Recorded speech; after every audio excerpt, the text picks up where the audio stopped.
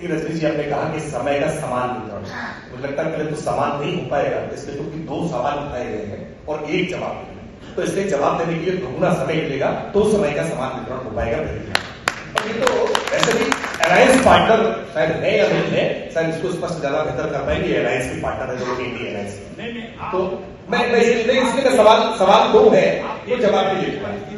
ठीक है, अच्छी बात है। कौन अलायंस में होगा कौन नहीं होगा ये भविष्य के गर्भ में। अब दोस्ती तो आपको करनी है, वो भी हमसे पूछ के करेंगे क्या? आप सामने नहीं, अब दोस्ती भी आप हमसे पूछ के करेंगे तो ये अच्छी बात है कि मोदी जी ही तय करेंगे कि दोस्त कौन कौन रहेगा। अच्छी बात है। देखिए, कुछ विषय उठाए हैं, मैं बहुत आभार व्यक्त करूंगा कि कोरंगेश जी ने बहुत गंभीरता के साथ कुछ पूर्वांचल के महत्वपूर्ण मुद्दों को उठाया है। और आज जब हम नए भारत के नए उत्तर प्रदेश की बात कर रहे हैं तो हम केवल सवाल नहीं, सवालों के समाधान क्या होंगे इन पर भी बात करेंगे तो अच्छा होगा। कई सारे गंभीर प्रश्न उठाए हैं और उससे पहले हमारे कांग्रेस के प्रवक्ता, हमारे वरिष्ठ हैं अखिलेश जी ने कुछ सवाल उठाए। उन्होंने एम्स को लेकर के सवाल उठाया कि कितने दिन में एम्स बनेगा।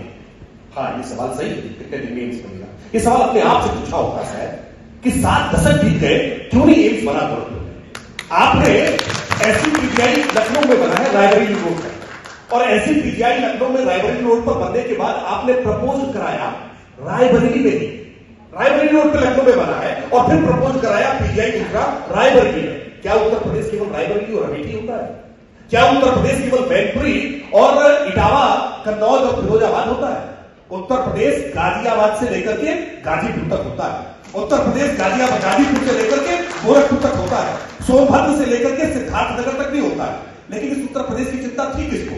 इसलिए आज जब एम्स की बात आप कर रहे हैं तो आपको लग रहा है कि टाइम एम्स बना क्यों नहीं, कितने दिन लगेंगे? अरे हम ही ने बनाया है और हम पूरा ओपीडी भी चल रही है, भर्तियां भी करेंगे और एम्स को एक मॉडल बना करके दिखाएंगे। और मैं आज जब गोरखपुर में बैठे हैं तो गोरखपुर में पूर्वांचल दो बातों से बहुत पीड़ित रहा करता था, एक मच्छर और दूसरा माफिया। ये मच्छर जिसके काटने से जापानी इंसेफेलाइटिस हो जाया करता था, दिमागी बुखार हो जाता था, उसके ताप से पीड़ित रहा करते थे। हमने आज इस बात को गर्व के साथ कह रहे हैं कि हमने पूर्वांचल से दिमागी बुखार का उन्मूलन करने का काम किया है, ये भारतीय जनता पार्टी का। हमने आज माफिया को उन्मूलित करने का काम किया है, वरना जब पूर्वांचल की चर्चा होती थी तो निगाहें जाकर टिक जाती थी बनारस पर, निगाहें टिक जाती थी मऊ पर, निगाहें टिक जाती थी आजमगढ़ पर, निगाहें टिक जाती थी आकर के प्रयागराज पर कि कहां मुख्तार अंसारी है, कहां अतीक अहमद है। ताप से पीड़ित रहते थे, एक मच्छर वाले ताप से, दूसरे माफिया वाले ताप से। लेकिन इन दोनों ही ताप से पीड़ित से निजात दिलाने का काम महंत योगी आदित्यनाथ जी ने किया है। आज पूर्वांचल में हमने माफियाओं को मुक्त करने का काम किया है, एनकाउंटर। आपने कई सारे सवाल उठाए। आपने अभी अखिलेश जी ने कहा कि पूर्वांचल में देवरिया चीनी का कटोरा हुआ करता था, देवरिया से आप उठाए गए हैं। ये 2017 के बाद क्या उत्तर प्रदेश में एक भी चीनी मिल बंद हुई है क्या? ये चीनी मिल बंद हुई थी तो इसकी जिम्मेदारी कौन लेगा? ये जिम्मेदारी आपको वो अखिलेश जी ले गए, ये अखिलेश जी ले गए। भाई दोनों अखिलेश जी में से तो कोई जिम्मेदारी लेगा। हमने चीनी मिल शुरू करने का काम किया, पिपराइच की चीनी मिल और बुंदेलवा की चीनी मिल इसी पूर्वांचल में हमने शुरू करने का काम किया। हमने ठीक है केवल दो, अरे भाई इस नदी की धार से ठंडी हवा आती तो है, नाव जर्जर ही सही लहरों से टकराती तो है।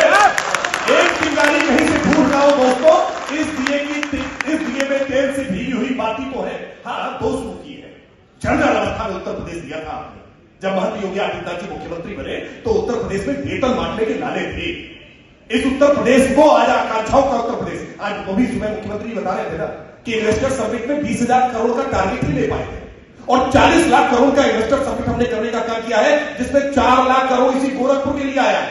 इस गोरखपुर के लिए आया, उस गोरखपुर जो गरीबी के लिए, जो बेकारी के लिए अंधेरे में ढका हुआ था। अखिलेश जी ने कहा कि लाइट आ रही है, जा रही है। अरे जा रही है तो तुरंत आ रही है, ये भी सबने देखा, वरना तो पहले तो दिन की पाली और रात की पाली।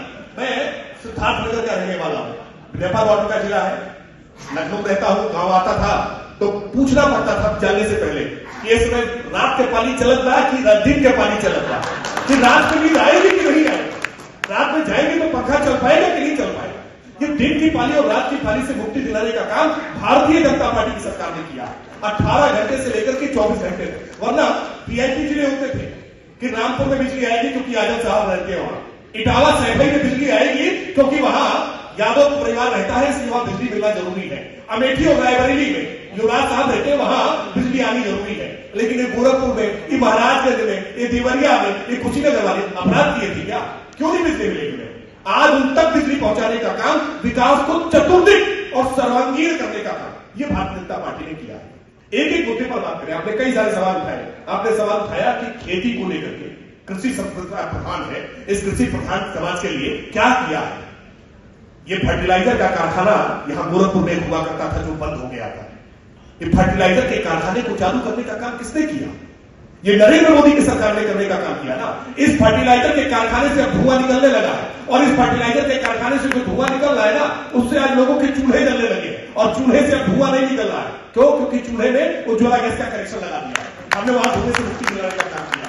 हमने आज एक मॉडल दिया है कि विकास का मॉडल सर्वात, और आप कहते हैं भरमाने का काम हम कर रहे हैं, हम डराने का काम कर रहे हैं। अरे डराते तो माफिया थे जिनको सर्वेक्षण आप देते, डराते तो वो दंगे थे जिन दंगों से गोरखपुर, क्या गोरखपुर के लोग भूल गए हैं क्या कि गोरखपुर में कर्फ्यू लगाना पड़ता था?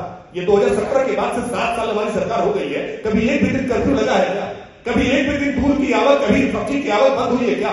ये भारतीय जनता पार्टी ने मॉडल दिया है। और जब सुरक्षित नहीं रहेंगे ना, तो खाने पीने और रहने और पहनने और ओढ़ने की, घूमने की आजादी में बहुत दूर हो जाएगी।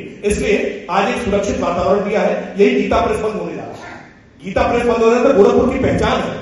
इस गीता प्रेस जैसे महत्वपूर्ण संस्थान जीवन तो रहे, ये चेतना जागरण करने का काम, ये आज हमारी सांस्कृतिक विरासत पर गर्व करने का काम, हम अपने स्व को वापस पहचाने, ये जागृत करने का काम आज भारतीय जनता पार्टी के नेता हमारे नरेंद्र मोदी जी ने किया है, जो लाल किले से कहा कि हम गुलामी की अपनी मानसिकता से ऊपर उठे, हम अपने स्वत्व को पहचाने, अपने मूल भावनाओं को पहचाने, और उस कड़ी में हम अयोध्या के विकास की बात कर रहे हैं। आप कह रहे हैं सांप्रदायिक है, हम सांप्रदायिक हो जाएगा, अयोध्या की बात करेंगे तो सांप्रदायिक हो जाएंगे, और आप देश के संसाधनों पर पहला हक अल्पसंख्यकों का बताएंगे तो सांप्रदायिक नहीं होंगे। अभी आपने कहा कि जातिवाद हम नहीं करना चाहते।